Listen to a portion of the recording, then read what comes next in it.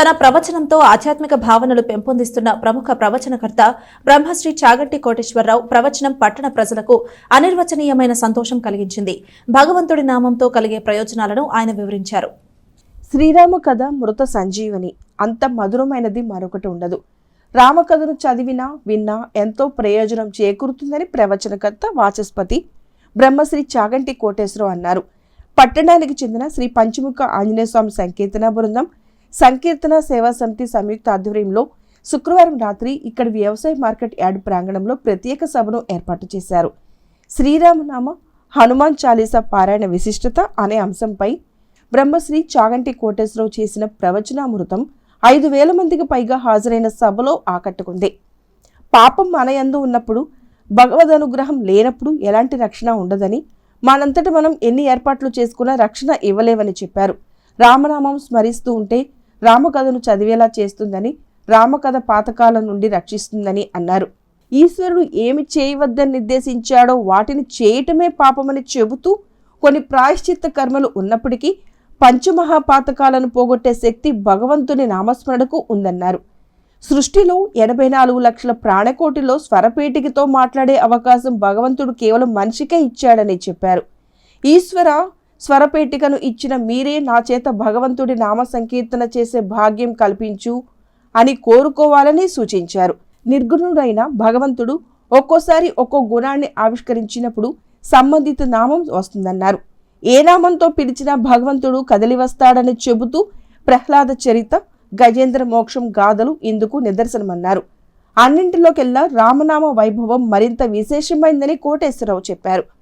రామాయణ కాలం నాటికి పరమ గురువైన శ్రీ మహావిష్ణువు శిష్యుడైన వశిష్ఠుడు దగ్గర శిష్యుడిగా ఉన్నాడని, ఇక్ష్వాకుల వంశానికి మేలు చేస్తూ మనందరికీ శ్రీరామనామం ఇచ్చి మహోపకారం చేశారని వివరించారు. తెలిసి గాని తెలియక గాని రామనామం స్మరిస్తూ ఉంటే పాపాన్ని దహించి వేస్తుందన్నారు. రామనామ లేఖనం మహా తపస్సుగా చెప్పారు. శ్రీరామ అని ఎన్నిసార్లు రాస్తే అన్నిసార్లు ఆ నామాన్ని స్మరిస్తామని, విష్ణు సహస్రనామం ఫలితం లభిస్తుందని వివరించారు. తొలుత శ్రీ పంచముఖ ఆంజనేయ స్వామికి విశేష అర్చనలు, అనంతరం శ్రీ హనుమాన్ చాలీసా పారాయణ చేశారు. తొలుత చాగంటి కోటేశ్వరరావుకు స్వాగతం పలికారు. పేరుని చెప్పినట్టుగా చదివేటట్టు చేస్తుంది. క్రమక్రమంగా అది ఆ తత్వంలోకే తీసుకెళ్ళి విహరించేటట్టు చేస్తుంది. ఎవడు ఆ తత్వమునందు మునకలు వేశాడో వాడు ఏది చేస్తున్నా ఆ భగవన్నామనే జ్ఞాపకానికి వస్తుంది. దాని ద్వారా గ్రహించిపోతాడు. అందుకే భగవంతుని యొక్క నామ వైభవం కలియుగంలో అంత గొప్పది.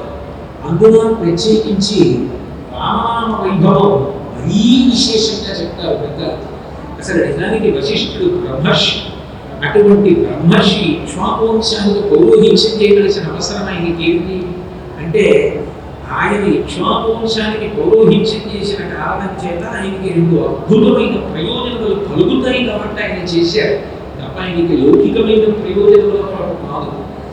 అద్వైత గురు పరంపర చెప్పినప్పుడు ఒక శ్లోకం చెప్తారు, నారాయణం పద్మభువం వశిష్ఠం అని.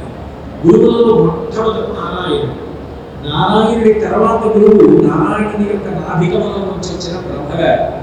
ఆ తర్వాత బ్రహ్మగారి మానసపుత్రుడైనటువంటి వశిష్ఠుడు. అప్పుడు వశిష్ఠుడికి గురువెవరు? బ్రహ్మగారు. పరమ గురువెవరు? శ్రీ మహావిష్ణువు. కానీ రామావతారం దగ్గరికి వచ్చేటప్పటికి రాముడెవరు? శ్రీ మహావిష్ణువు.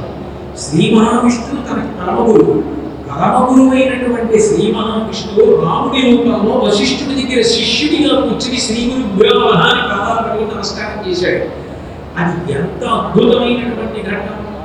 అందుకని ఆయన ఇక్ష్వాకువంశానికి అంత ఉపకారం చేశాడు. 2, లోకమంతా తరించిపోయేటటువంటి అతి తేలికైనటువంటి నామాన్ని నేను లోకానికి అందించాలి. అందుకొరకు ఆయన ఇక్ష్వాకువంశానికి ఉపకారం చేస్తూ ఉండిపోయి మనందరికీ ఒక మహోపకారం చేశాడు. అదే రామనామ.